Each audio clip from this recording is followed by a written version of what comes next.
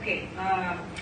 Pag sinabi po natin na oil crisis, maliwanag din po ang sinabi ni Secretary Sharon Garin ng DOE.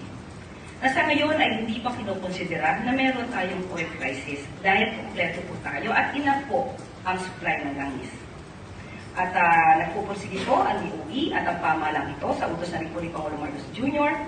na hindi mawala ng patid, hindi mapatid ang supply ng langis o produktong petrolyo sa ating bansa. Sa katunayan, sinabi po ni Secretary Garin na mayroon na pong negosasyon patungkol sa 440,000 barrels ng fuel. At sa susunod naman po ay mayroon 600,000 barrels na maaari po tayong maangkat. Ang sinasabi po natin na wala pa po at hindi po dinideklara na mayroon tayong oil crisis dahil nga po sapat ang supply sa ngayon. Most probably, according to Secretary Sharon, ang nagkakaroon lamang po ng issue ay tungkol sa presyo. Dahil alam naman po natin kung ano ang nangyayari na krisis sa Middle East.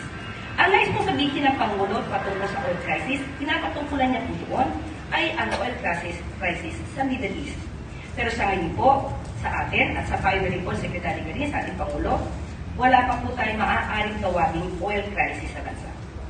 Last na lang, Yusek. At what point can we say na we are already suffering from a crisis? Sa ngayon, hindi po natin masasabi dahil patuloy pa rin po ang pagsusumikap ng ating gobyerno na hindi mapatid ang supply ng fuel, ng produktong petrolyo sa atin. Sunod na tanong, wala